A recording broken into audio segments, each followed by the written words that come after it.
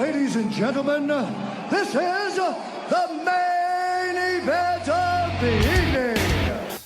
Hold one, Andre. You're not good at this. Get out. Let me tell you a personal story about Vince McMahon. You just made the list. Oh my God! Sorry, no speak English. Dummy. Goodbye and good night. Hold two, on bar. It's still real to me, damn it! Dummy. This is the worst town I've ever been in. Hold three, Tomas covered. Three-handle family Gradunzel. Mamma mia!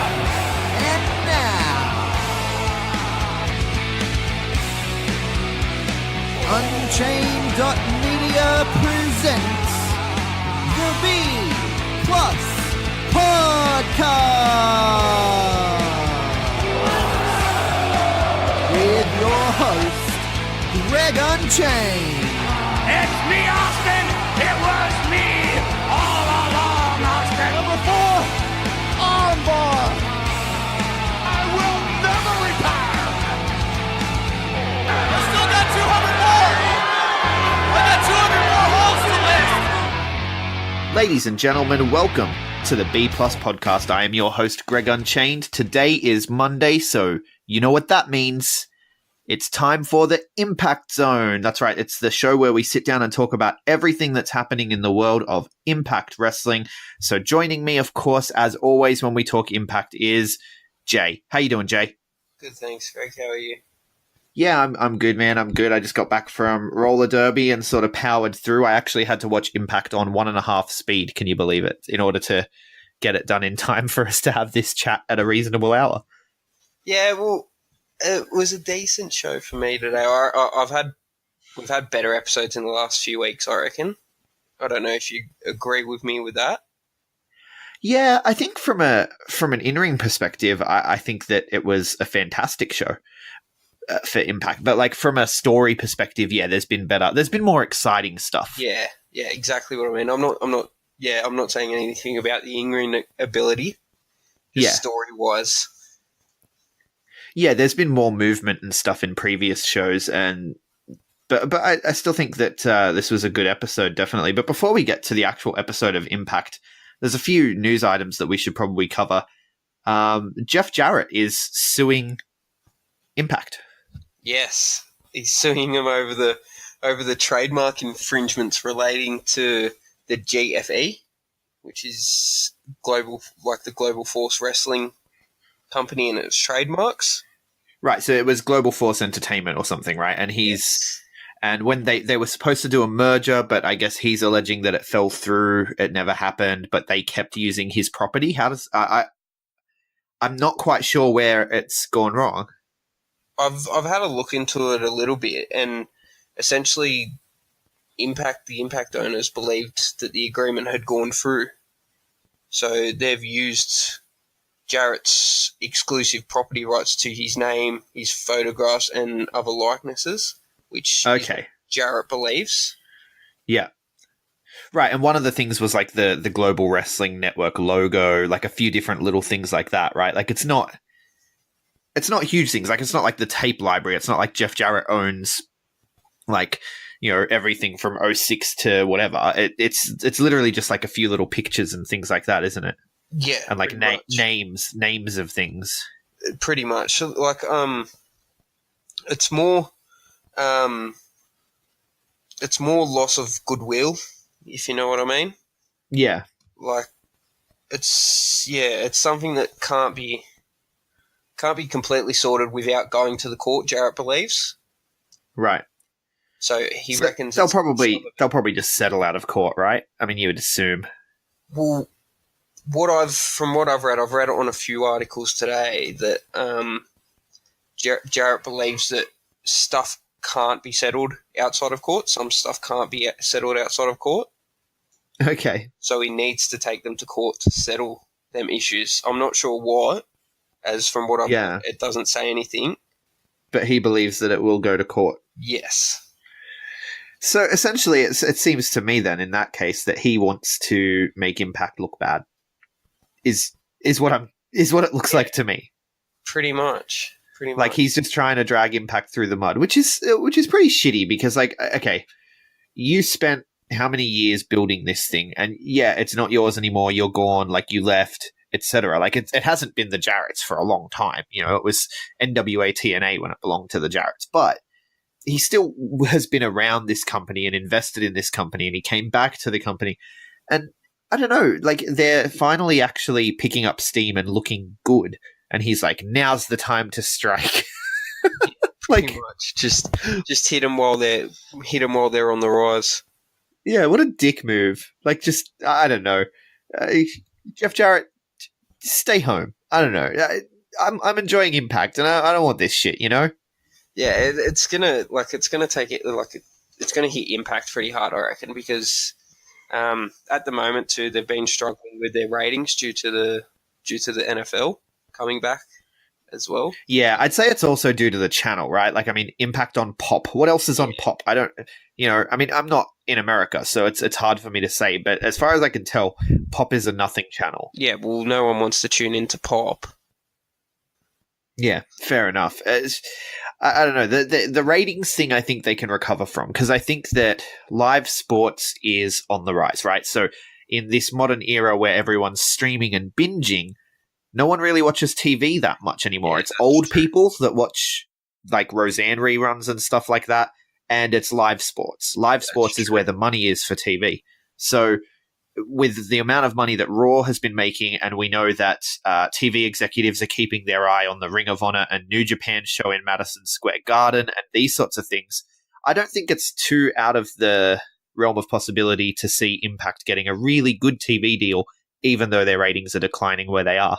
Well, who knows? Maybe with Chris Jericho coming aboard, they may. Right. So that's something else this week. That's another one. There's been more rumors of Chris Jericho coming to Impact, and he tweeted out that he's a free agent, right? Yes. So, which I mean, he's been a free agent for a while. He's not under contract with WWE, obviously. Yeah, it's just more of the fact that when he tweeted, I think it was when he started working with New Japan, that he'd never work for another American company. Yeah, and now he's opening up to that idea a little more. That's why I think he's announced publicly that he's a free agent officially. I'll tell you what, it's going to be like, Triple H is going to have that moment to look back on when Jericho called him and said, do you want NXT to come on the cruise? Triple H is going to have to look back in a couple of years. I know Triple H and Jericho don't have the best relationship, but Triple H is going to have to look back on that phone call in a couple of years and go, damn, I made the wrong choice. I think so too. Will impact it because that's where it started, right? Because now Jericho was like, okay, well, NXT don't want to come. I gave them the first choice, but they don't want to. And then within 10 minutes, he says Ring of Honor were on board, and then Impact obviously put themselves on board as well later. So now he's working with Ring of Honor and Impact, and he's like, hey, maybe it wouldn't be so bad to work with other American companies. Like, you done fucked up, Triple H. Well, that's just going to make the rumors even worse now because there's so much Impact talent on that card. Yeah, on the cruise, right? So like Brian Cage is there now. Sammy who Callahan. else with LAX? Sammy Callahan, and possibly even more. I assume there will be more announced. Yeah, I can't imagine Pentagon and Phoenix not going because although Pentagon and Phoenix are rumored to be going to WWE as well, they've pulled out of a few indie dates, and there's some speculation that WWE have signed them onto a contract along with Rey Mysterio. Really? Yeah, wow. Yeah. So I don't know. I've said it on my All the Rest episode yesterday. I said that, and last week as well when they were looking at Shane Strickland. I think that it's getting a bit much. Like there's a lot of guys in WWE doing absolutely nothing. Yeah, well, I don't really want to see Pentagon go to WWE because he's one of my favorite wrestlers at the moment. Yeah, right. And you've just gotten back into Impact, and Pentagon's just come to Impact around the same time you've gotten into it, and you guys you've kind of fallen in love with this dude. Exactly. And then to have him just taken away from you, and now he's just going to go to the WWE. Yeah. So how stoked are you for next week's Mexican Death Match? Oh, it's going to be good because I see what. How does How does it differ from a regular death match? That's what I I want to just know. think it's because Pentagon's Mexican, maybe. That's racist. that's just I don't know, that's why they've called it that, I guess.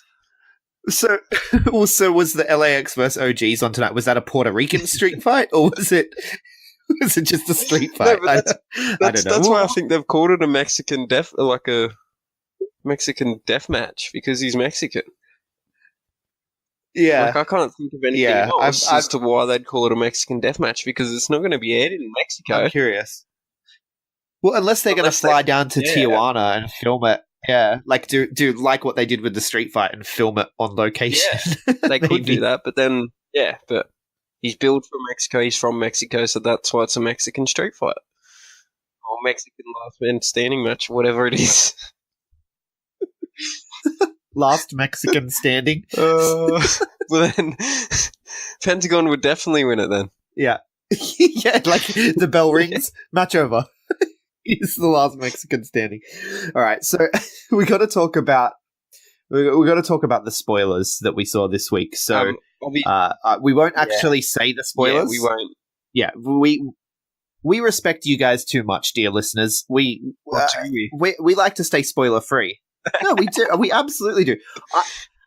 I like to stay spoiler free, right? So with NXT, with Impact, with Ring of Honor, I don't look at with the Mae Young Classic that's coming up. I'm really excited for the Mae Young Classic, and I don't look at the spoilers specifically. If anything has a spoiler tag, I'm staying away from that shit. Even though I'm covering the news and everything, I don't want to see spoilers because I want to watch the show as it airs and I want to react to it, right? And NXT have started doing things where when a title changes hands or whatever, they deliberately post about it. And I'm not a huge fan, but, it is what it is. But this one didn't happen officially from Impact for me. This one happened on a news site. I can't even remember which news site it was. It was like Wrestling Inc. or something like that. And they posted back-to-back 2 news stories. One of them was, title change at Impact tapings. And I'm like, okay, well, I'm not going to click on that.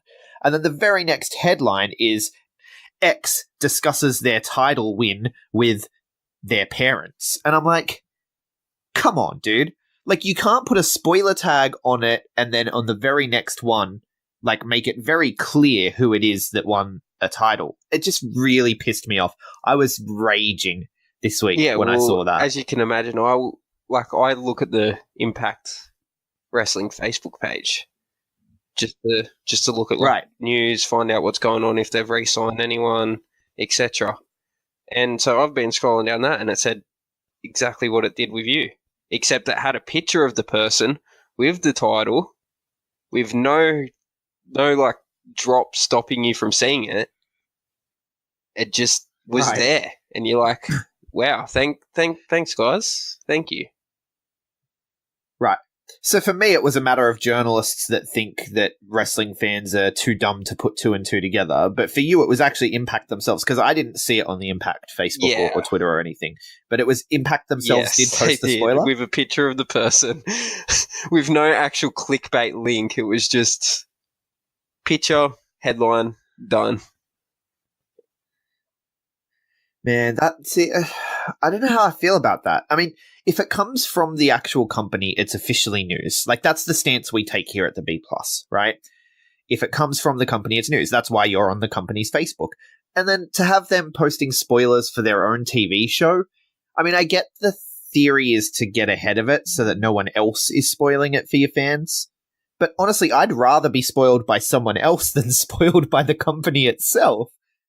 Yeah, well, especially when the TV show's taped. And when I was looking on the actual Impact website today, actually, it come up blah, blah, blah on being the uncrowned champion in Impact. Right. So they've run headlines on it. They've done news stories on it of interviewing the person.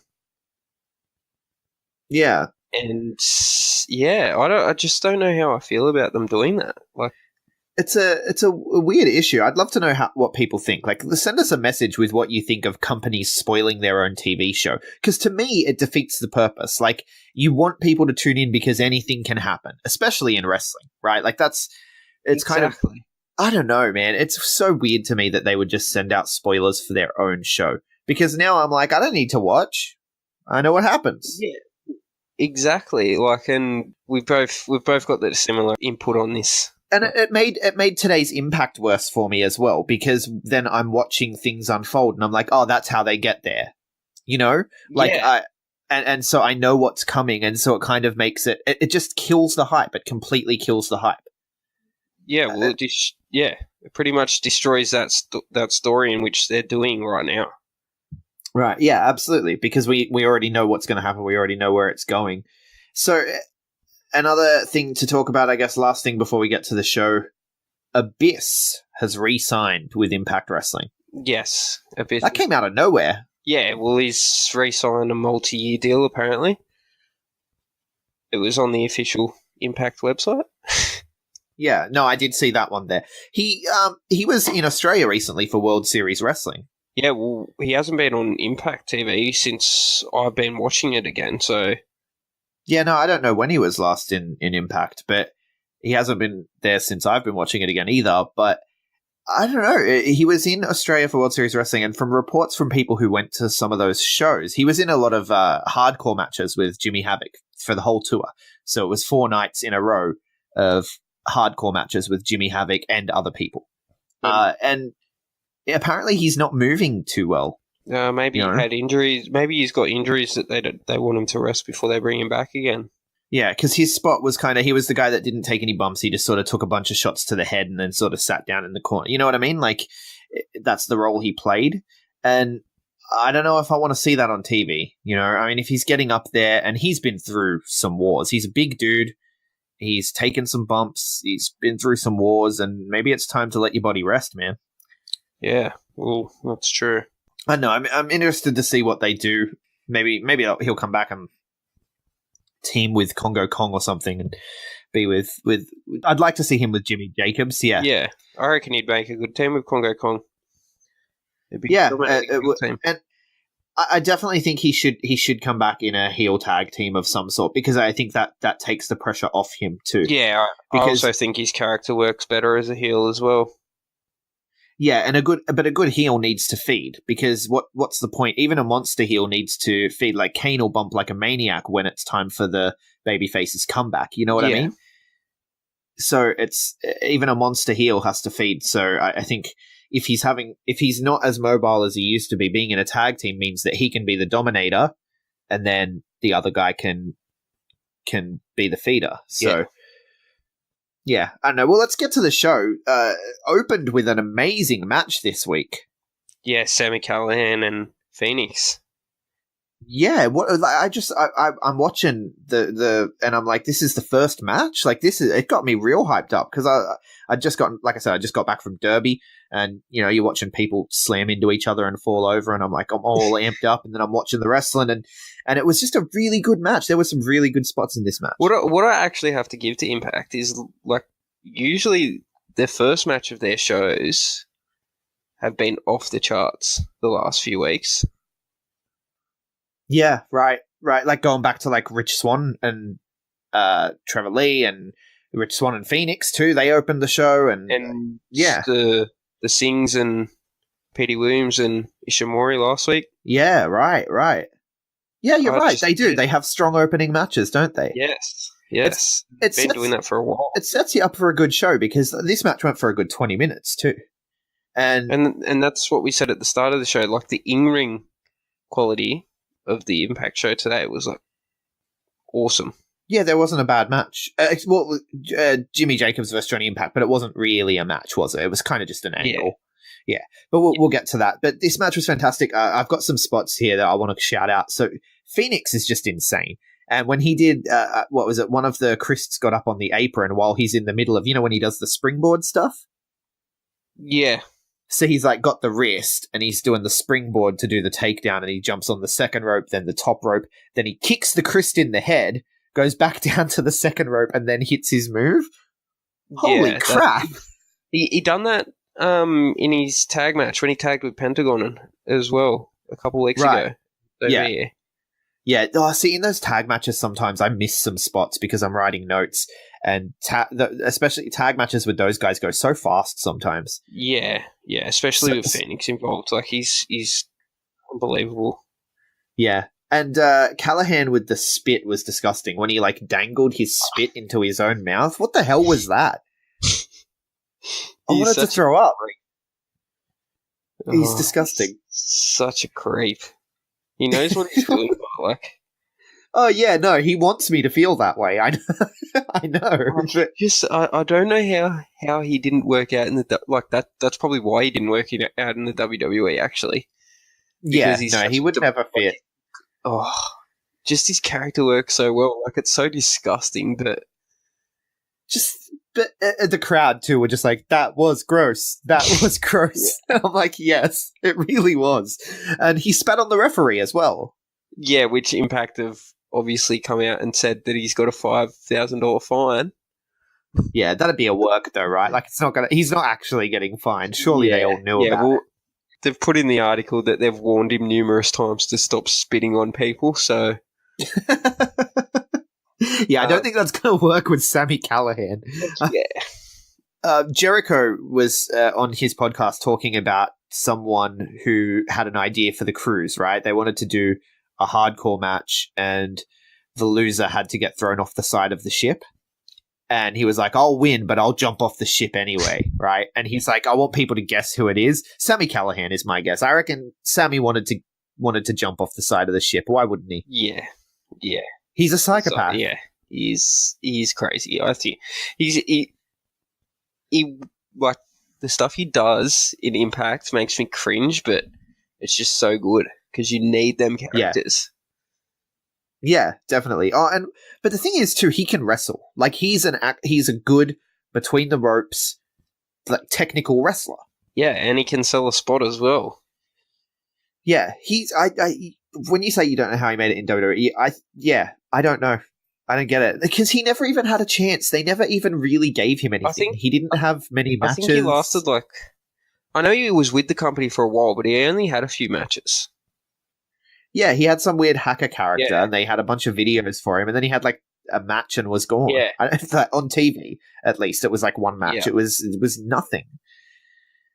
He was there for a whole cup of tea. It was odd, but he's an absolute star. I'm glad he's on the indies though, and he came out in an interview recently and was saying, that the independents at the moment, guys are making just as much money as they do when they go to WWE anyway. That's because of all the merchandise they're selling. They're getting all the money from it. Like, they don't have to give their shares to the WWE. Yeah, So on. Yeah. Exactly, and sometimes they get shares from what other people are doing. So I get Pro Wrestling Crate, and it had a Sami Callihan signed 8x10 and a Sami Callihan baseball card, and so money from that goes to him too. It's the merchandise, it's the fact that they're free. They're in charge of their own shit, so they can decide how many dates they work, what they want to do. They can open a school. I mean, Seth Rollins has a school as well, but they can open wrestling schools and stuff, and they can have multiple ways of getting money. I think it's really good. And I'm glad that he didn't work out in WWE because honestly, the stuff he's done, like, you think he would have done that baseball bat spot? Well, I know it was an accident, but do you think that would have become something in WWE? No chance. Right? It's just he wouldn't even be swinging a baseball bat in WWE. Yeah. They'd Also, team him up with the Bludgeon Brothers and give him a foam hammer. yeah. The indie scenes are in a better place than what they were, so they're able to pay more money to these wrestlers as well. Well, yeah, because wrestling's experiencing another boom period. It's not the same as the 90s. The 90s was a mainstream boom period where it was like counterculture, South Park, wrestling, all that stuff all exploded at once. But this is it's kind of like a niche art form and people are appreciating it more. Yeah, and older people are getting into it as well. Yeah, well, across the board. The board. So it's I'm finding a lot of fans returning who disappeared in the mid 2000s. So yeah, we'll move on. So Phoenix ended up picking up the win, and then he found out backstage that he will face Brian Cage for the X Division Championship because wins matter in Impact. How good is that? Yeah, it's awesome. I can't wait. I can't wait for the match. Yeah, I don't think wins matter as much as they do in New Japan, but you do get a clear sense that the guys that are winning get more opportunities here. Yeah, well, Phoenix hasn't. When's the last time Phoenix lost on Impact? Yeah, no, he's been very well protected. Yeah, but does that change now that, as you said before, that there's a rumor going around that him being signed with the WWE? Does that change? I don't know. I mean, I think that he's definitely losing to Brian Cage either way, right? It's not time for Brian Cage to lose the strap, and the story there isn't strong enough. Exactly. It's not some, plucky underdog against the monster. It's just a guy who's been winning, getting a shot at a title. He's going to lose. Yeah. So, but does he go on a downward spiral after this match? That's another thing that we can look at as well. I don't know. I guess we'll keep our eye out to see if he ends up in a storyline with Grado or KM and Fala Bar. That's true. that'll be the ticket. That's how we'll know. So then we get the GWN moment of the week. They get it out of the way early, and it's something to do with a riot. I skipped through it because it was actually pretty long. Time constraints. Yeah. Yeah. It was a Bobby Roode match.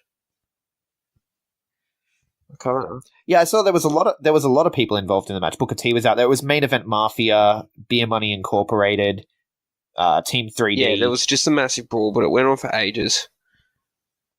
Yeah.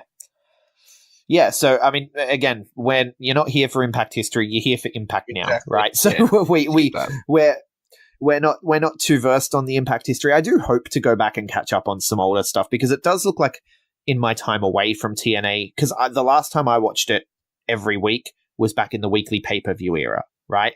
With Amazing Red and, like I'm talking early Impact, Ron Killings as the NWA World Champion. Yep. So it wasn't even Impact yet. But I think that I stopped watching when they got Explosion, which was before Impact as well. And so, I don't know, I'm not too well versed in a lot of the stuff that came in. I sort of saw bits and pieces of it, but it was always just, they've got old WWE guys, which wasn't the reason I watched in the beginning. Yeah. Well, that's why a lot of people started watching it. Well, that's why I turned off. Yeah, and that's why a lot of people did turn off also. Yeah, it's kind of a double-edged sword, because I was watching it because of the X Division guys like Chris Sabin and AJ Styles, and in the real early days of their careers, and then WWE guys start coming in, and I'm like, this is I don't really care much for this. I don't want to see Kevin Nash anymore. It's 2004, 2005. I don't want to see Kevin Nash. Yeah. Yeah. I got sick of Kevin Nash in the year 2000. What are you doing? So, I don't know. It seems weird that they're going back to these moments still. Like the last few weeks, they were showing more moments of stars that they built, but this one really looked like it was loaded with WWE guys. It was loaded with, it was loaded with a bit of everything, but it went on for too long for my liking anyway. They should have cut that down a little bit. Yeah, definitely. Then we get a Kira and Ali promo talking about Su Yung. Basically, Ali's saying she's done being distracted. Nothing's going to distract her. And Kira's got her back. And this is for Madison. This is for Rosemary. No one else is going to end up in a casket. All stuff we've heard. So I think that's probably why you feel like the stories weren't great this week, right? Because that promo especially was just all stuff we've already heard. Yeah, that was pretty much last week's promo. Last week's combined with the one from a couple of weeks ago where no one goes in a casket. It was like she was recapping for us everything that's been said so far. Yeah. So which is nice in its own way. If you're about to end a story, that's nice. That's what the video packages are for. Yeah, well, that's true. But they could have done a bit more with it. Could have done a bit more with the interview. Yeah. So then I want to hear Kira talk more. To be honest with you, I mean, I like Ali, but who is Kira Hogan? She's the girl on fire. I want to know about her. Yeah. I want to know what she likes. Yeah, exactly. Yeah. Exactly. But Jimmy Jacobs comes out next and does the whole, look, everyone thinks I'm a little guy, and just because I'm a princess, it means I'm soft, but I'm not. And I'm going to show Johnny, and come on out, Johnny, and come face the monster. And he comes out, and then Congo Kong jumps him from behind. How good is Jimmy Jacobs? I love Jimmy Jacobs, but I wanted to see him have a match, man, because Jimmy Jacobs is a good wrestler. So, but whatever. I mean, it works. The story was good. Congo attacks him from behind, throws him in the ring, but Jimmy can only get a 2 count anyway. And then everything breaks down, causes a DQ. So technically, Johnny wins the match. And then Johnny hits a tornado DDT on the outside on the stage. And then smashes Jimmy Jacobs with the stairs. Yeah. And he no-sold a chair shot, which frustrated me. I'm like, he just hit you with a chair and you're just going to turn around and slap him in the face. Like, come on, man. Especially for the people that like us that know what Jimmy Jacobs has done in his wrestling career as well. It's like, come on. Yeah, that's like he's not actually swinging the chair like a child. Like, what are you doing? Yeah. I don't know. It was good for what it was, but again, it just wasn't necessarily what I'm looking for. You know? So I don't think Jimmy Jacobs is going to be seen for a while. Yeah. Well, Congo Kong stayed out for a long time after that tornado DDT too. I just want to say too, I love the stage, like the elevated ramp. I've always loved it. ECW used to do it in some arenas they were at and stuff, but the elevated ramp, you know how it just goes flat all the way to the ring? Yeah. I love that because it offers so much opportunity for spots. Like a Phoenix in the opening match doing the handspring cutter on the outside of the ring. Yeah, you can do so much more with that stuff. Yeah, and the tornado DDT onto the stage. It was fantastic. I love having that ramp. It adds another element to the ring. Yeah, well, it's like how the steel stairs can be used as an environmental weapon. So can an elevated ramp, right? Like it's an extra thing to dive off, an extra thing to dive on. I love it, and I hope it stays. I hope it stays wherever they go because I know they're going to do tapings elsewhere soon. I think so. I hope it stays. Hopefully after they take taping somewhere else, they can go back to Canada and just keep it so it's weekly instead of taped. That'd be awesome as well. Yeah, to avoid the spoilers. So we don't get any spoilers. I don't think we're going to get live impacts anytime soon. I think they're going to stick to the taping. Fiscally, it makes more sense. Yeah, of course, but a man can dream. Yeah, and then we get the highlight of the show, of course. The Smoke Show. Is that the highlight bot to you? Is that the highlight? No. I'm fucking pissed, man. I love Scarlett Bordeaux and I love the character and I was looking forward to the Smoke Show all week. I'm like, yes, we get to see the Smoke Show. And who's on the fucking Smoke Show? Come on, let's hear it. KM and Fala Bar. Fuck off.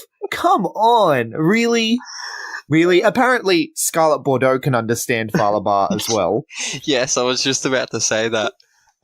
Oh my god. We'll get to that in a second, but that bit was hilarious. I actually pissed myself laughing about that.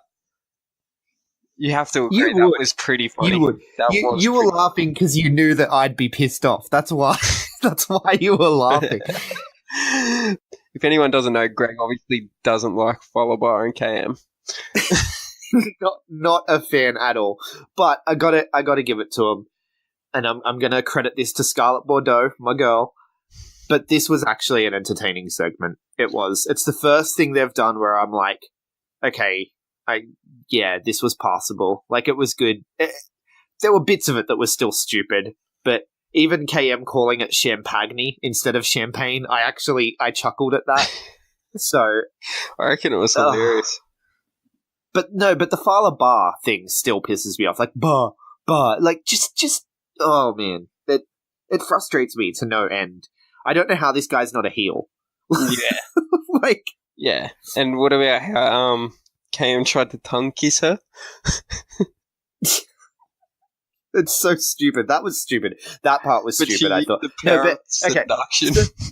So the whole concept of this was KM is in a hallway in a hotel or whatever, and he thinks he's going on a date, and Fala Bar runs into him, and he's like, "What are you doing here?" And he's like, "Bar." And he's like, "No, but I'm going on a date." And he's like, "Bar."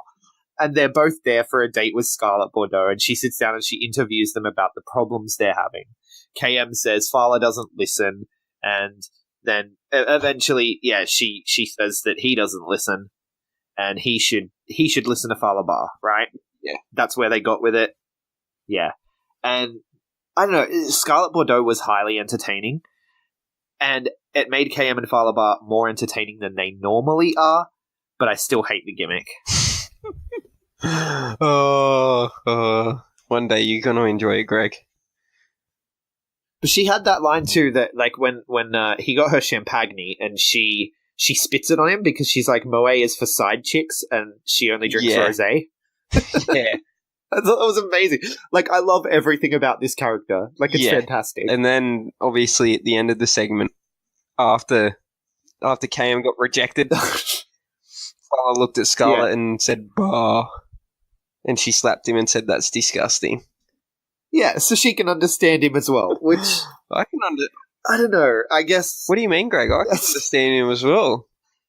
You know what he's saying? You know what bar means? What was he saying? Tell me, what did he say to her that was so disgusting that she had to slap him?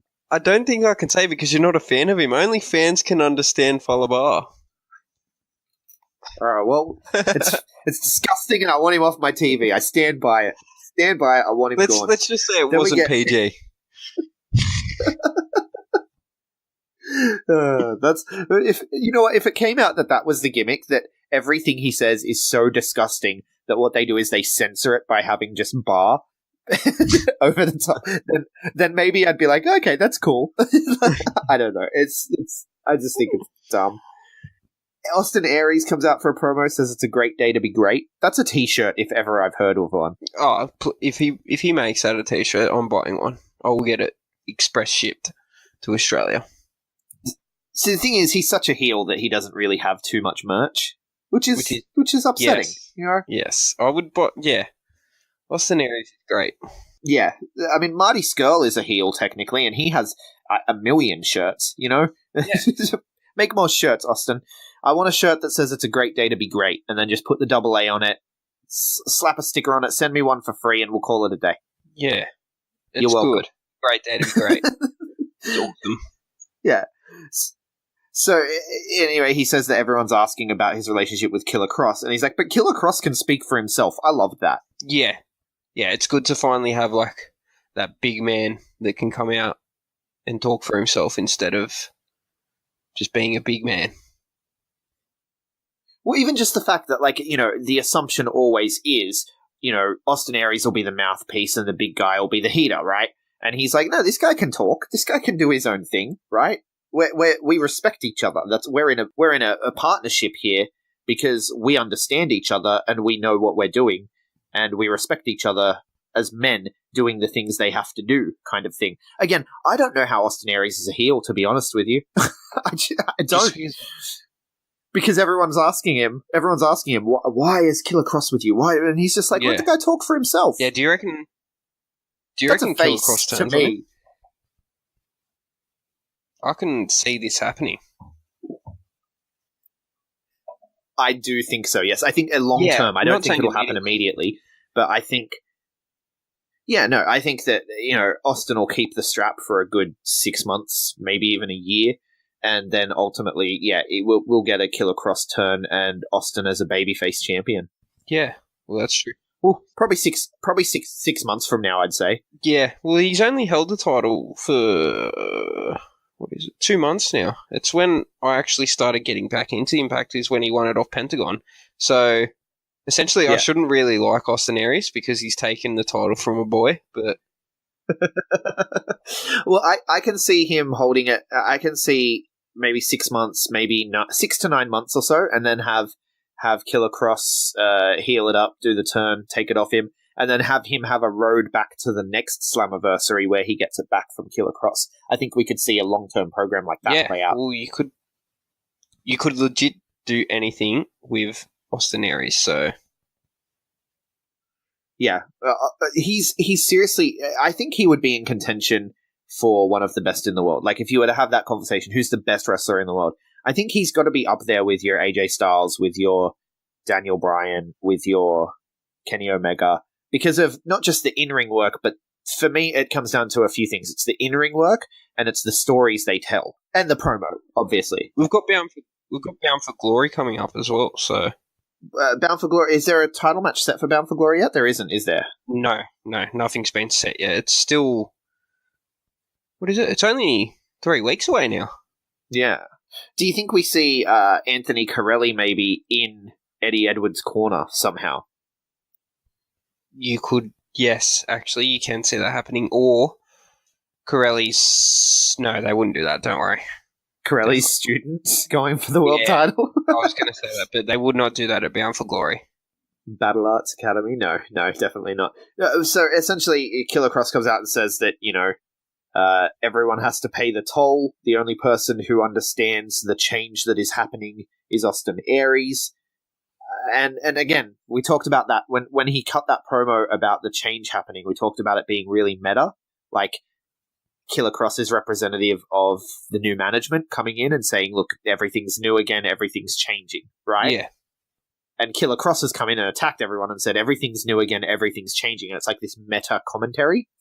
And then you can look at it as now Killer Cross has chosen to align himself with Austin Aries, the same way management have chosen to put Austin Aries as the face of their champion.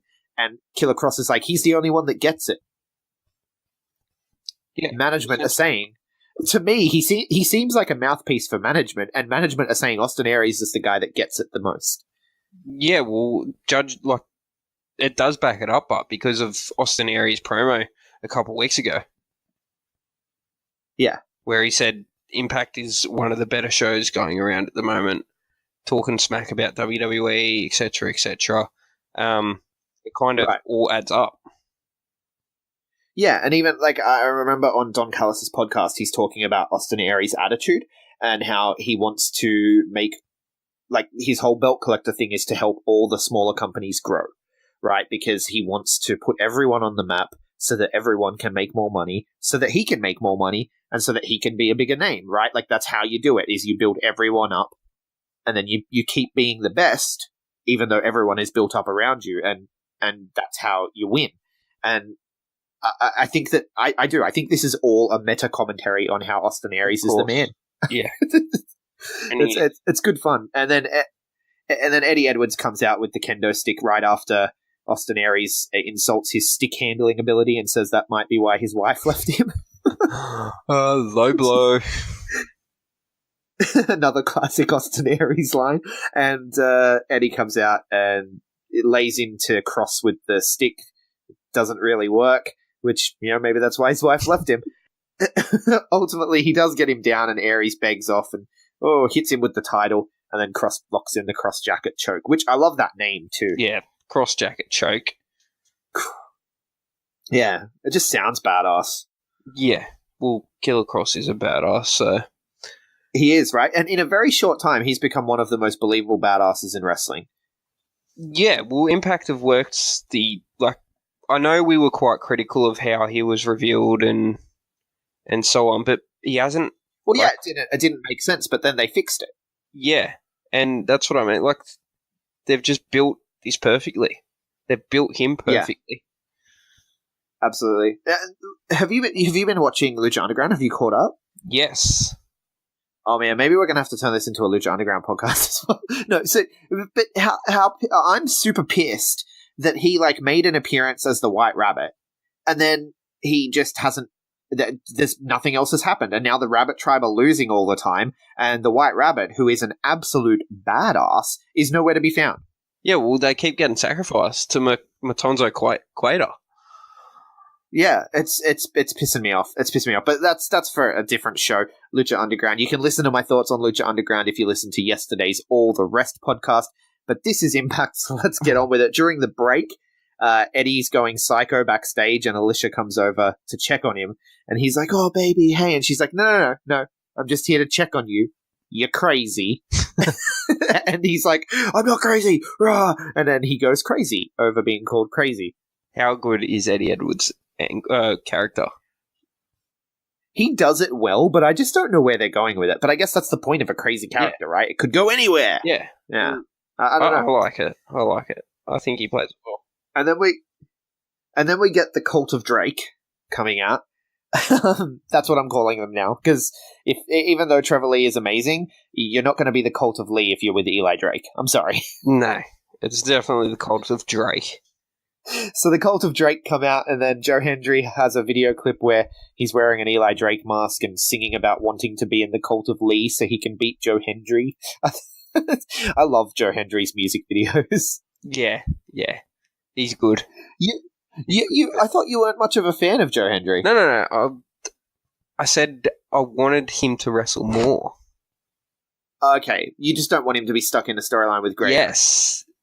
Right. Okay. Yeah. That's right. I remember now. Okay. Cool. So he's still in a storyline with Grado. Which sucks. It looks like they're doing. This is unfortunate for me. They're doing kind of the Raw thing where they tread water. You know, there just hasn't been any movement in this story for 3 weeks. It's just sort of a bit of a slow burn where little things keep happening that make Grado cautious. And today it was flipped a little. So today it was now.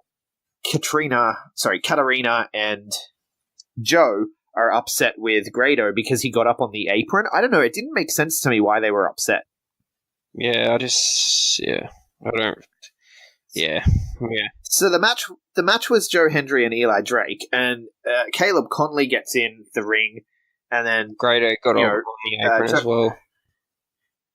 Yeah, and then so we end up with a guy on each apron. The referee's distracted, not by Grado. The referee's distracted by the other guy, and then Eli Drake gets the win, and so he's pissed at Grado. But Grado was just trying to get the ref's attention to turn back around. It made no sense. Why would you be pissed at Grado? He was trying to help. They just need to get rid of this angle. Get rid of the storyline, please. Please. I don't like it. Yes. See, I've been lighter on it than you have, but this week I agree. This week I'm like, this did nothing for me, except for the video clip. Just reveal Katarina's in a relationship with Eli Drake and get it over and done with. With Eli Drake, that'd be a good twist. They just need to put something like that in it because at the moment you can see that her and Joe Hendry are storyline banging. I don't think they are. Actually, I think that the whole point is they're going to turn Grado heel as a jealous boyfriend. So that I think they're not actually banging, but he's going to get so jealous that think that they are that he turns but then heel. It'll come out that now they've started dating as well. No, I think I like what you said first. I think she goes to Eli Drake after that. I hope so. Because I like Eli Drake. Eli Drake swoops in and consoles her, or maybe she falls for Scarlett Bordeaux. I don't know. Maybe she goes to Eli Drake, and Eli Drake's like, "Yeah, dummy, yeah, dummy, yeah." Or maybe she just starts wrestling again. That'd be nice. Yeah, all that. That'd probably be the better path to go. Just get rid of it. Take her off TV for 2 weeks, and then bring her back as Winter again, and have her go for the knockout strap. Please. Pretend it never happened. It can be wrestle crap. But then we see Matt Sydal meditating, and I know he saw himself as a baby and a flower opening. I don't know what that was all about. Yeah, we all do. So then OVE with their camcorder promos, which I still love, and that's where we find about the Mexican death match, which we talked about earlier, which is a death match that involves a Mexican. So, yes, it does. Otherwise, it'd just be called an American death match. Yeah, well, is it just an American death match if it's an Ohio death match if it's just from dudes in Ohio? I have no idea. Yeah, it's just a random name for something. Like, unless it's filmed in Mexico, then I don't understand why it is called a Mexican death match. It seems like something Vince would do, to be honest with you. Whereas a Mexican, let's call it a Mexican death match, damn it! It was weird to me that they've called it that. Then Ali vs. Su Yung, which, a sleeper match of the night. It doesn't beat the opener, but it was a good match. Yeah, I didn't mind it. And the ending to the match was good as well. Yeah, so Su Yung is fantastic, is what I was going to say, though. She's, I really like Su Young's in-ring work. But, yeah, Tessa gets involved and attacks Ali again. And then Ali gets the upper hand, hits a super kick on Tessa, codebreaker on Su Yung, and stands tall at the end. I did like the end of the match, but I kind of don't know where they're going with this.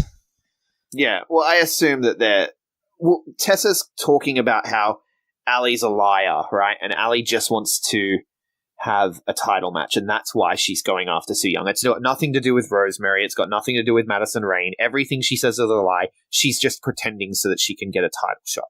right? And, the heel thing to do, psychologically speaking, the heel thing to do is to project, right? So I'm the bad guy. I have bad intentions. I put that out into the world and say, I don't have bad intentions. I'm a good guy. That person has bad intentions, right? So I think that's what Tessa's doing. Tessa secretly just wants a title match. And so she's involving herself in a personal feud that involves the title by saying, you're a liar, you just want a title match, when really that's her. Yeah. Which makes her a brilliant heel, by the way. Tessa, like we said last week, she carries the division so much, and it's... Yeah, well, I don't know. I don't know who's writing the angle, who's writing the story, but whoever has written this, if that's where it's going, if it's going towards a triple threat, then it's brilliantly written, because it really is. It's using all the psychological stuff from actual real world psychology. That people hate people who project, and she's if that's where it's going, then it's a matter of she's been projecting this so that she can get it for herself. It's masterful. I enjoy it. Then we get LAX versus the OGs in the street fight, and you were right. It's an actual fight on a street. Oh, I don't know how I felt about this. You called it last week, though. You predicted it. Yeah. I just... it was weird. It was... Do you know what it reminded me of? Have you ever seen the old school movie The Warriors?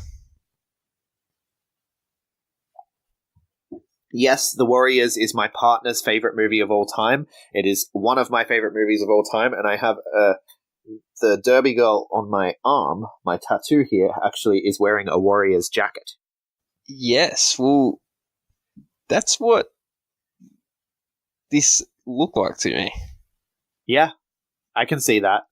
Yeah, it was because obviously, so what happened was the OGs and LAX were out on the street and they had their group of guys with them. Yeah.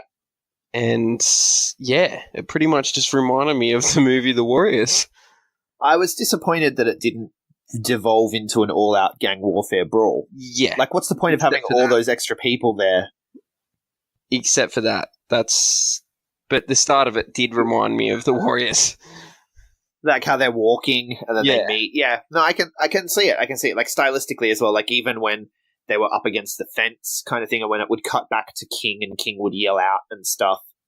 Yeah. I can see how it looked like that, definitely. But I don't know. It was good. I enjoyed it. I like these cinematics. We've said that time and time again. I really enjoy the cinematic style, and I thought it was well shot for the most part. There were a few weird bits, though. I couldn't quite tell what was being handed. I know the idea was, this is sus, we're doing something illegal, so I'm going to hand this to you on the sly. But, was that chick handing him another shiv? Was it a knife? Why did Homicide have a shiv when you're not in prison, right? Why not just have a knife? Yeah. Well, someone tried to stab Santana as well. Yeah, that's what I mean. It was a little bit strange. Because they wanted to go all out, but then they didn't want to go all out. The shiv thing really got me, because I'm shivs are... To my knowledge, shivs are in prison only. You wouldn't use it in a street fight. You would have a knife. No, you'd have a big butcher's knife. Yeah, or one of those hunting knives, with the serrated blade, that you get from the army store. Yeah, guys, we're not implying to go out on the street and fight people with knives, by the way. We're just... Yeah, no, we don't live in London. Yeah. No. But we're just... But seriously... We're just saying, don't fight with shivs outside. Don't fight with any knives outside. No, keep your fighting in a simulated environment, like a wrestling ring. No, for real though, it was fun, but it was weird, and then ultimately LAX win. And that's the thing that got me with how it didn't become a big gang fight, was LAX win, and all these other dudes are just they just killed our boys. And they just stand there. Yeah, and did nothing. And then King steps forward and he's like, hit me. Come on, do it. You can't do it. You're old. You're an old dog. You need to get put out. Which, I mean, King is fantastic, a promo. They sold it well, in terms of their ability to put over what's happening, right? Yeah. Just, you think that some of the directing choices were weird? Yeah, the whole thing was weird. Yeah, I can agree with that. But then Conan hits King with the sock with the 8 ball, and then we fade to black and the show's over. I thought it was So that means the OGs are done, pretty much. for now at least. Yeah, I guess they must have just All over. come back on a short-term thing. See, I'd love to see a reunion, like a full reunion of LAX with the new members and the old members, but obviously that's not going to happen No, now. I think they just came in to put over the new Yeah. guys. I think they'll probably have a match at Bound for Glory though. You would think, Yeah. but they already lost technically at Slammiversary, so I don't know. I don't think it would be good. I don't think it would be satisfying if this is the end. Yeah, that's what I mean. Like, it's just abrupt that it ended in a street fight. Yeah, and the way it was done, I think it has to end in the ring. But I don't know how. Yeah. I don't know where to go from here. Is the thing. But they've done a real good job with this story so far. So I'm willing to give it a bit of room. Yeah, well, I guess we'll have to wait and see until next week.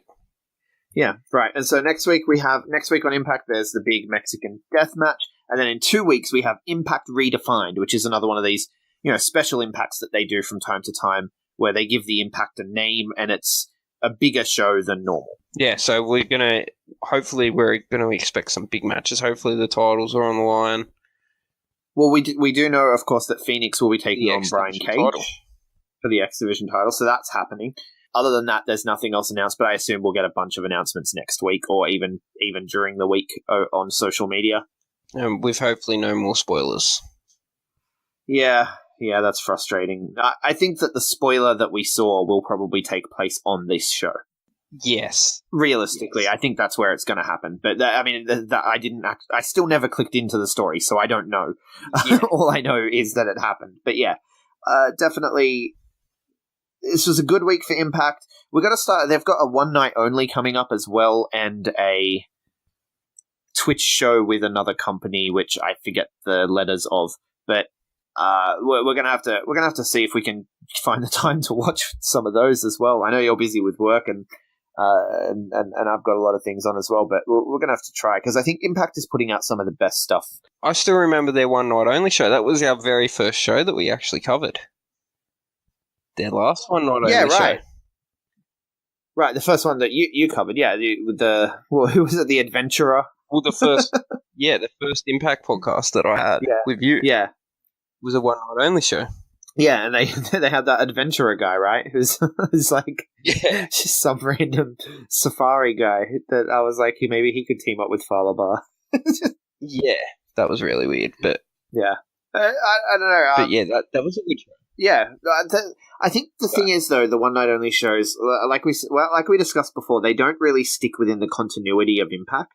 No, they're just sort of helping promote smaller promotions, I think. Yeah, it's just a little bit of extra work for the guys and a little bit of fun, and kind of like a house show, really. It's like a glorified house show. Yeah, pretty much. That you can watch on, like the Greatest Royal Rumble. Yeah. Let's not go into that. I hated that. Yeah, I know. I'm sorry. You hate it when I bring up the E. Oh, right. I just hated that show in general. Yeah, It me was too. disgusting. Me too. All right, well, that does it for Impact this week. Is there anything else you want to talk about, Jay? No, that's all. That's all. Impact. Yeah. That does just it. keep watching Impact. All right, so that Impact. It's the best, one of the best products out there at the moment. Yeah. It's. I'd even go so far as to say it's the best product in North America at the moment. It's That I'm solid. watching. It's very solid. And I mean, you get to see Austin Aries every week, so there's another reason to tune in. Yeah, that's definitely an upside. All right, thanks a lot for joining me, Jay. And as always, guys, you can find us at the B Plus Wrestle on Twitter, because wrestling wouldn't fit, at the B Plus Wrestling on Facebook. We are also on YouTube. We are on Spotify. We are taking over the world. Like, share, subscribe. Thanks for listening. Hold one. Arm drag. You're not doing this. Get out. Let me tell you a personal story about Vince McMahon. You just made the list. Sorry, no speak English. Goodbye and good night. Hold two. Arm bar. This is the worst town I've ever been in. It's still real to me, damn it! Coming. Hole 3. The moss-covered, three-handle family credential. Mamma mia! It's me, Austin. It was me all along, Austin. Number 4.